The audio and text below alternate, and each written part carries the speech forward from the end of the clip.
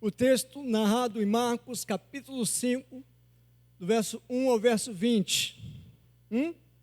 A palavra de Deus diz assim: e chegaram ao outro lado do mar, à província dos Gadarenos.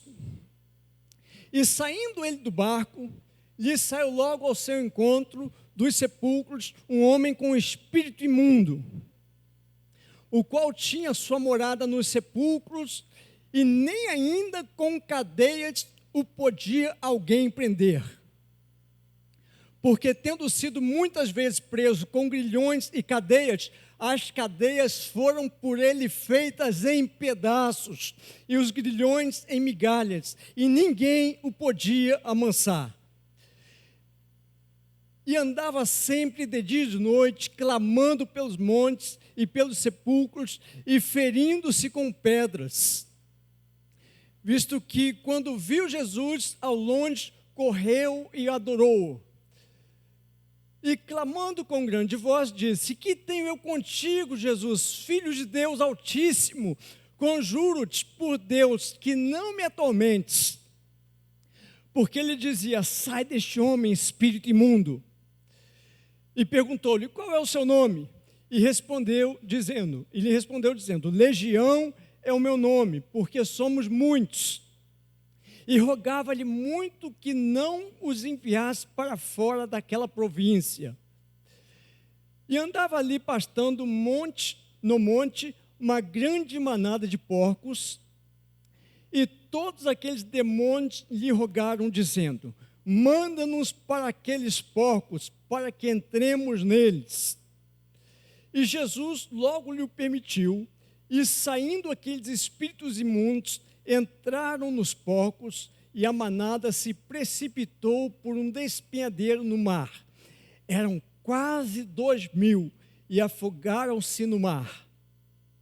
E os que apacentavam os porcos fugiram, e anunciaram na cidade e nos campos, e saíram a ver o que era aquilo que tinha acontecido. E foram ter com Jesus, e viram um endemoniado, o que tivera a legião assentado, vestido e em perfeito juízo, e temeram. E os que aquilo tinham visto contaram-lhes o que acontecera ao endemoniado e acerca dos porcos. E começaram a rogar-lhe que saísse dos seus termos. E entrando ele no barco, rogava-lhe o que for endemoniado que o deixasse estar com ele.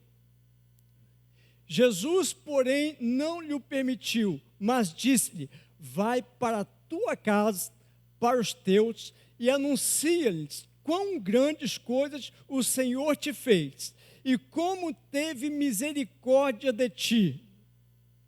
E ele foi e começou a anunciar em Decápolis quão grandes coisas Jesus lhe fizera. E todos se maravilharam. Amém. O texto que antecede esta passagem que nós lemos, fala que Jesus estava juntamente com seus discípulos enfrentando uma grande tempestade. Jesus ergue a voz, repreende os ventos, repreende as forças da natureza que estavam tentando afundar aquela embarcação. Mas, após este fato, ao invés de Jesus voltar para a sua cidade em Cafarnaum, ele decide mudar a rota. E eu gosto disso. Diga assim: Jesus mudou a rota. Então, ele vai para a região de Decápolis, a cidade dos gentios, a cidade de Gadara, onde havia um homem possesso por uma legião de espíritos malignos, demônios, forças espirituais que tentavam o aprisionar, ora lançando no fogo. Se tratava de um homem que andava pelos sepulcros, pelas catatumbas, se ferindo com pedras. E quando, na passagem de Marcos, Jesus salta naquela cidade, na calada da noite, e aquele homem se prostra os demônios tentam interceptá-lo. Havia um conflito de identidade, porque se tratava de um homem que andava na masmorra das trevas, sendo opresso por tantos e tantos espíritos que tentavam de todas as formas matá-lo. Eu quero fazer uma pergunta aqui nesta noite. Quantos aqui podem dizer: pastor Silas, eu me identifico muito com este homem, eu me identifico muito com esse cara, nós temos certas afinidades na raiz do contexto, no que tange ao que tem no nosso DNA. Eu tenho alguma coisa a ver com esse gadareno. Quantos aqui podem afirmar isso? Eu creio que até no final você vai entender este conceito e dizer: pastor, realmente eu tenho muito a ver com esse cara aí. E você vai mudar este conceito, porque nós temos a tendência de julgar o exterior, mas Jesus, ele vê o potencial. E a Bíblia relata que quando ele viu Jesus, havia ali um conflito de identidade.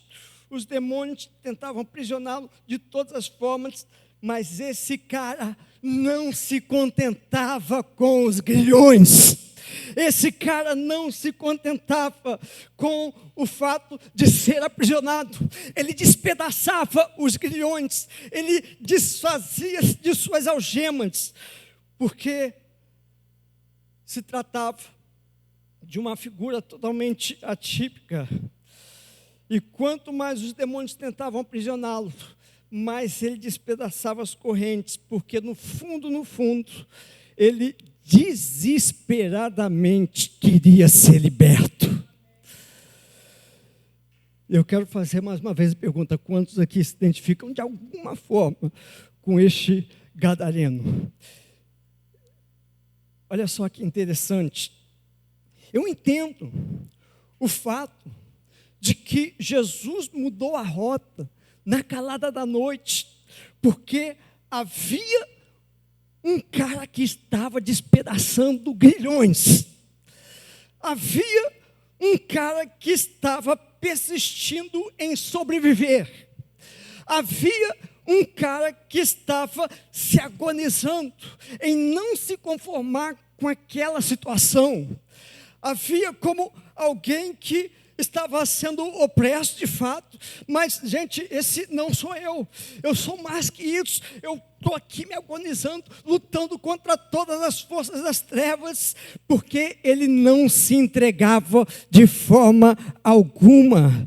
Então, minha gente, eu creio que Jesus teve esta percepção: eu vou mudar a rota, porque há uma pessoa que está agonizando para sobreviver. Eu vou mudar a rota, porque há uma pessoa que não se conforma com os grilhões.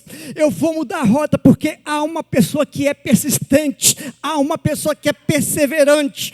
Um demônio não é suficiente para matá-lo. 10 demônios não são suficientes para matá-lo.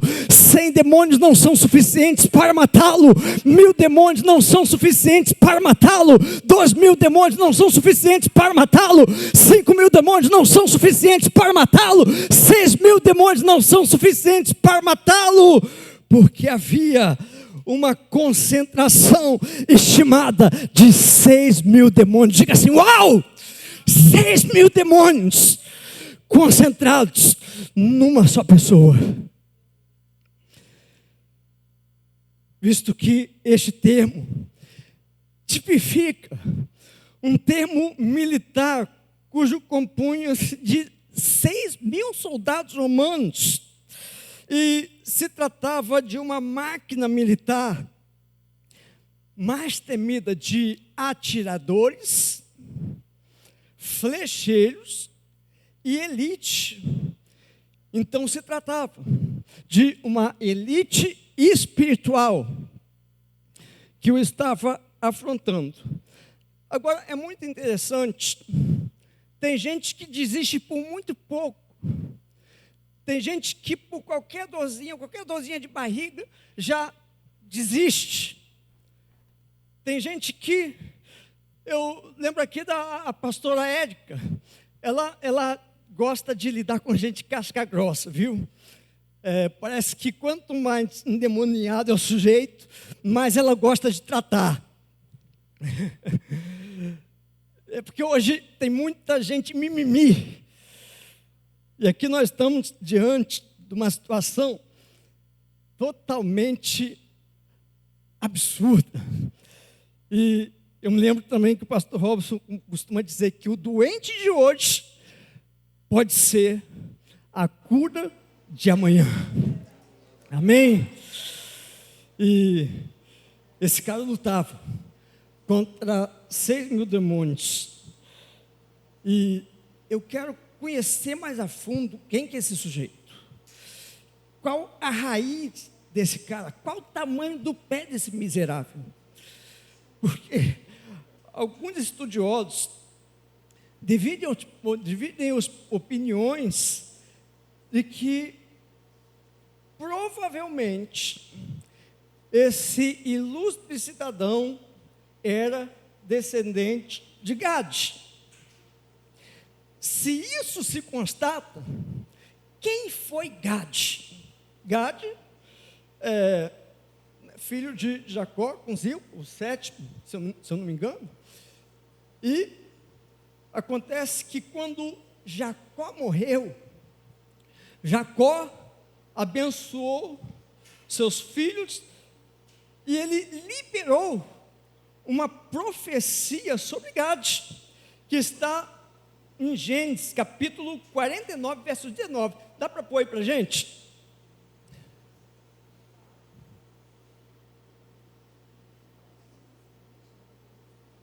Gênesis 49, verso 19. Gente, olha que legal, isso é fantástico. Quanto a Gade, diga assim, vamos ler todos juntos? 1, 2, 3 e... Quanto a Gade, uma tropa o acometerá, mas ele acometerá por mim. Amém. Que tradução é essa? Na minha versão está escrito assim: Gade será atacado por um bando, mas é ele quem o atacará e o perseguirá. Na sua está assim também?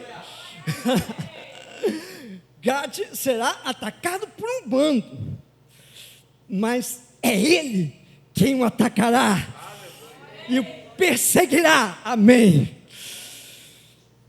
Quantos aqui começam a identificar alguma afinidade característica com este gadareno? E geralmente esse texto é abordado sobre a perspectiva da opressão ou da possessão que os demônios causam sobre o gadareno.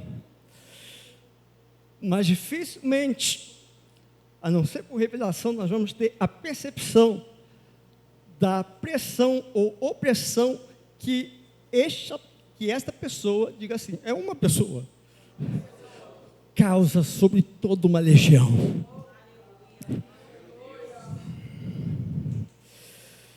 E eu tenho a teoria, isso não está na Bíblia, viu? Teoria minha.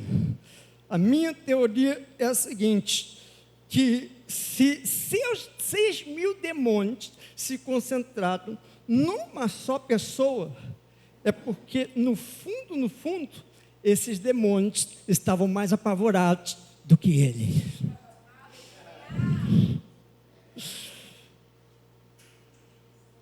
Agora veja bem, entretanto, a bênção de Moisés sobre a tribo de Gade foi a seguinte, vamos lá, está em Deuteronômio capítulo 33, versos 21 e 22.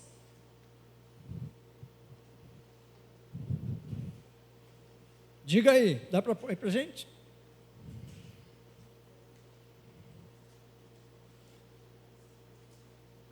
Deuteronômio 33, 20 e 21.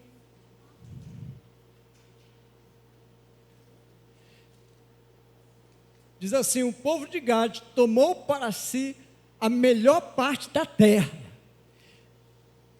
A ele foi entregue a porção do líder. Quando os líderes do povo estavam reunidos, executou a justiça do Senhor e obedeceu a seus estatutos para Israel. Isso é o 21, né? Vamos ler a partir do 20. A respeito da tribo de Gade, diz: abençoado é aquele que expande o território de Gade.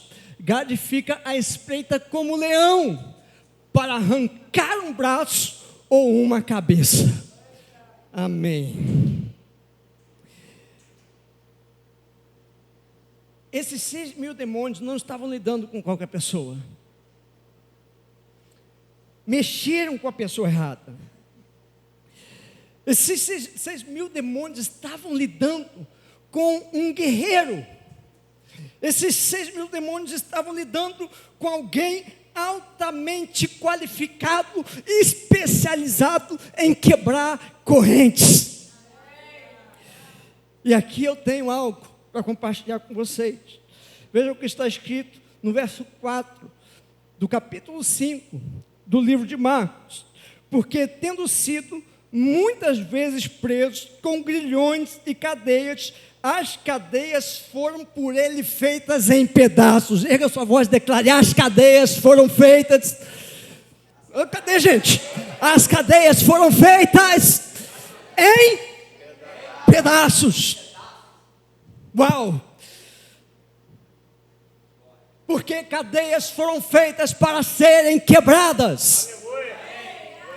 Grilhões foram feitos para serem despedaçados.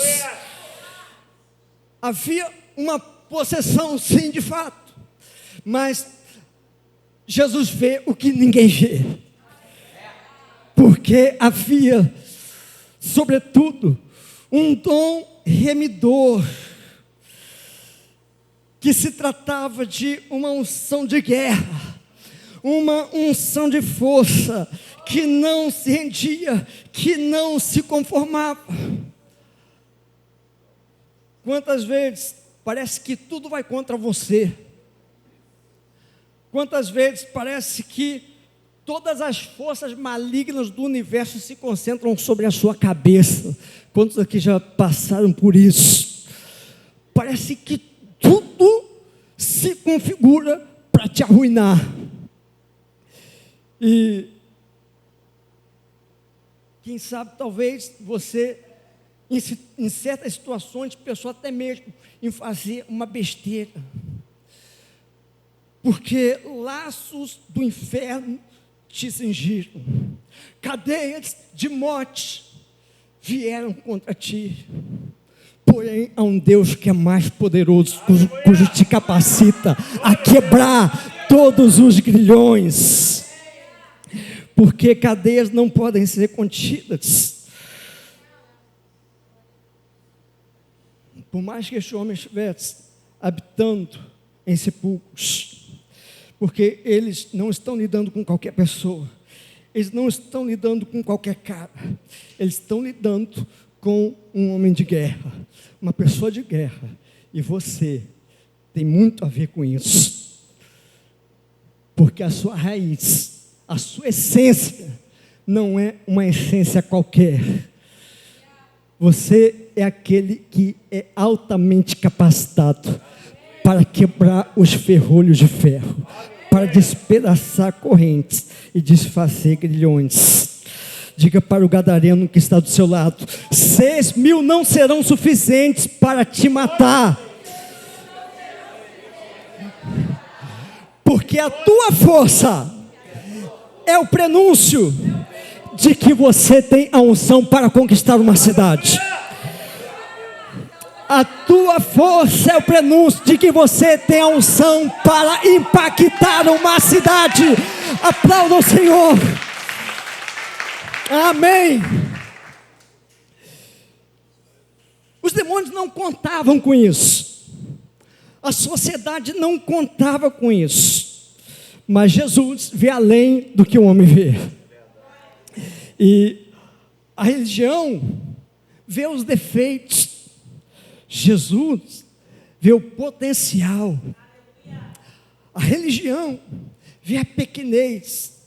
Jesus vê a grandeza de uma cidade. E esse cara, apesar de estar lutando contra as forças malignas, ele estava sendo subjugado a uma escravidão de autodestruição. E a palavra de Deus especifica no versículo 5 que ele andava sempre de dia e de noite, clamando pelos montes e pelos sepulcros, e ferindo-se com pedras, talvez dizendo: Senhor, eu quero morrer, Senhor, eu não aguento mais essa vida, Senhor, eu quero me matar. E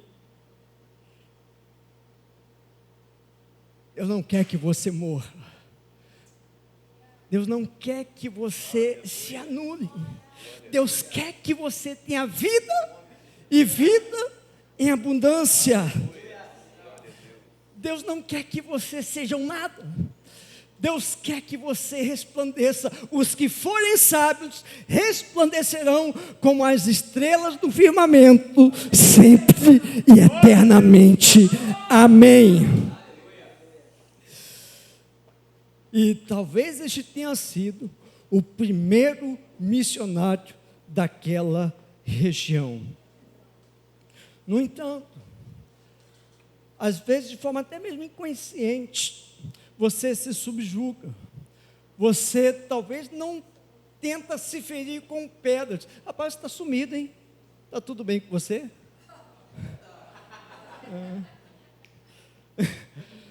Talvez você é do tipo que não ande por aí se ferindo com pedras, mas às vezes você se fere com palavras. Você se auto-sabota. E essa química negativa corrói a sua identidade. Mas quando você descobre que a imagem e semelhança do Criador, ninguém te segura. Quando você descobre que a imagem e semelhança do Criador, você se torna capacitado para impactar uma cidade.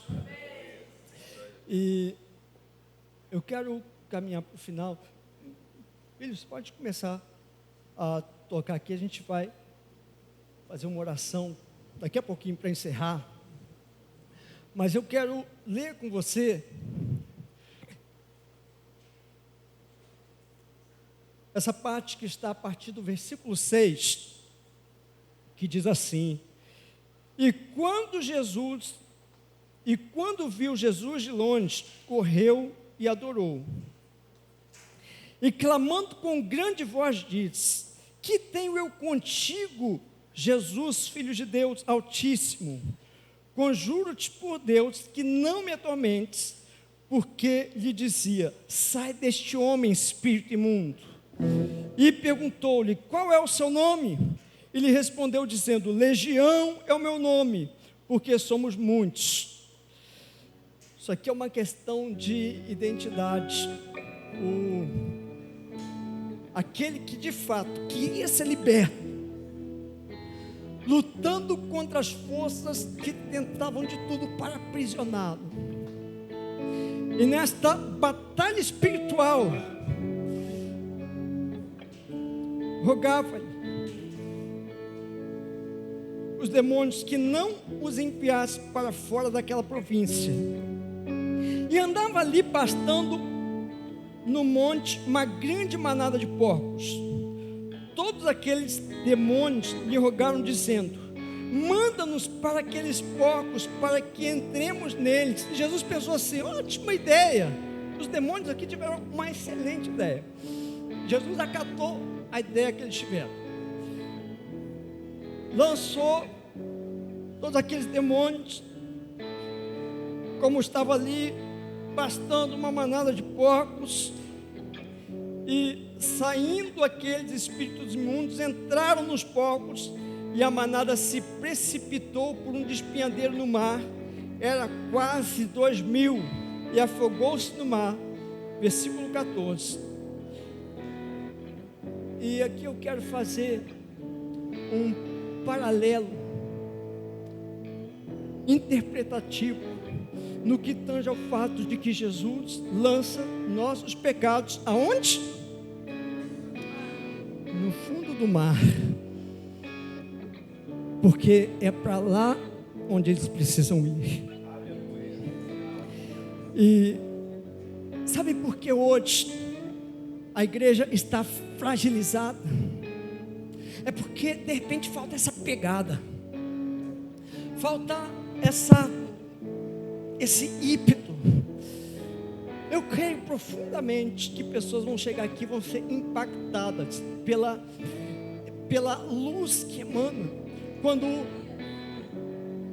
ela se propaga com a água e dá esse choque, porque isso precisa se proliferar pelos 4 cantos desta cidade, a fim de que haja multiplicação, pessoas sendo libertas de grilhões, pessoas que quando colocarem os pés aqui, grilhões vão ser despedaçados, porque o poder que emana da palavra é capaz de dizer para todos os demônios, sejam quantos sejam, sai, e eles diante do nome de Jesus batem em retirada, como também pecados são precipitados no fundo do mar.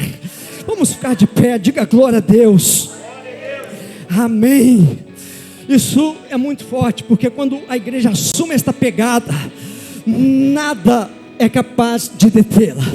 Um dia, faz um tempo atrás, eu estava pregando na rede de casais, e eu disse que às vezes a igreja está tão adormecida que fica, ai Senhor Jesus, e se esquece do fato de que ela precisa ter mais pegada para arrancar as almas que estão aprisionadas das garras do inimigo.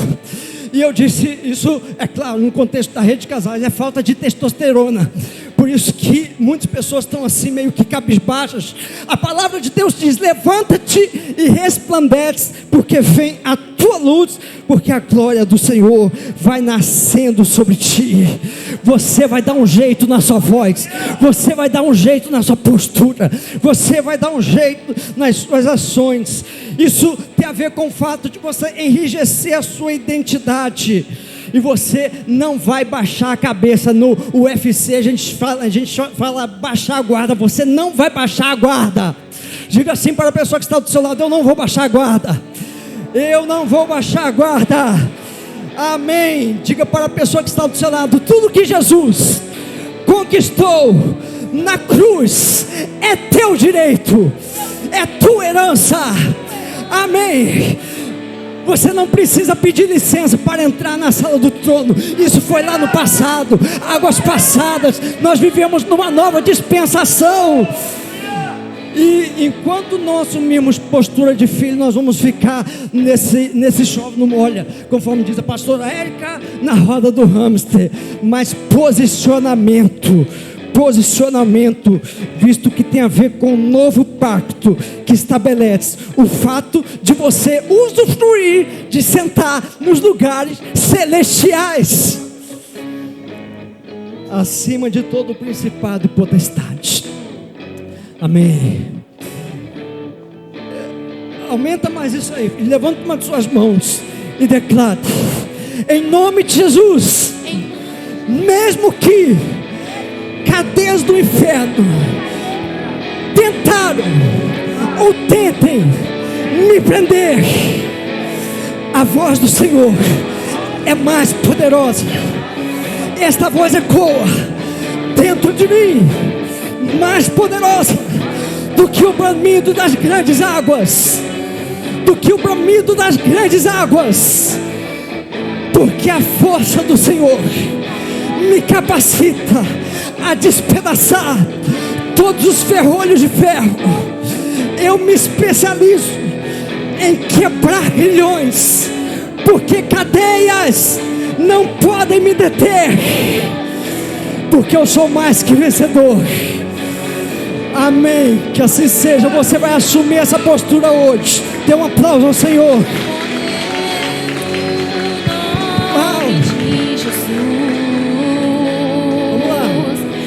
Poder no nome de Jesus. sua voz, declare. Poder no nome de Jesus, pra cadeias quebrar, cadeias quebrar, cadeias quebrar. E há poder no nome de Jesus, e há poder no nome de Jesus. E há poder no nome de Jesus, pra cadeias quebrar. Há poder para quebrar cadeias de morte. Há poder para quebrar cadeias de suicídio. Há poder para quebrar cadeias de depressão. Há poder para quebrar cadeias de enfermidade. Uau, cadeias estão quebrando. Cadeias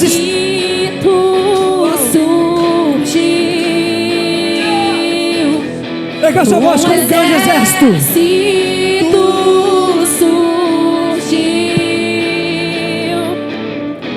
Um exército surgiu.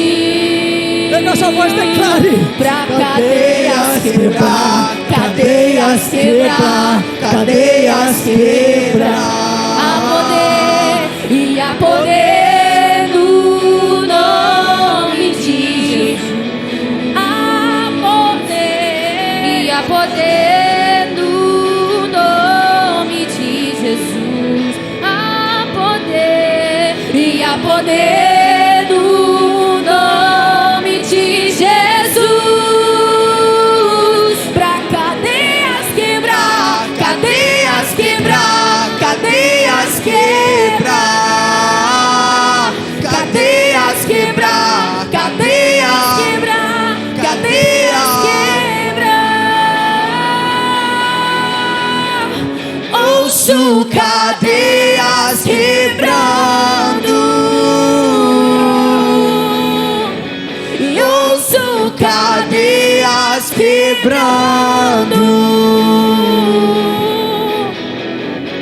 ouço cadeias quebrando, e ouço cadeias quebrando. E há poder do nome de Jesus. E há poder no nome de Jesus.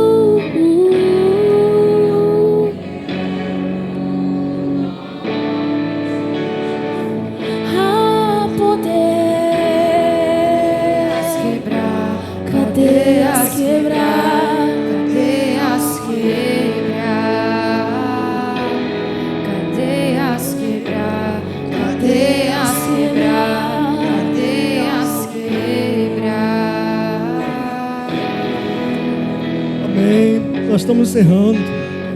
Eu pedi para que você que está aí atrás, dê um passo aqui à frente.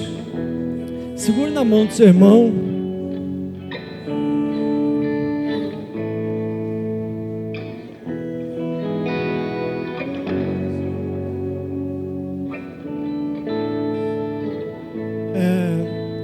Muito especial. Vemos que, mediante o nome de Jesus, não há forças espirituais capazes de permanecer. E quero pedir para que você feche seus olhos.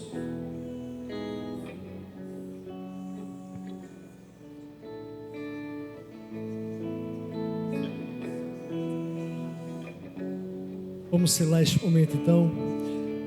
Que o amor de Deus, nosso Pai, que a graça do nosso Senhor Jesus Cristo, que as eternas consolações do Espírito Santo estejam com todos, de agora e para todos sempre. Amém e amém. Dê um aplauso ao Senhor. Aleluia.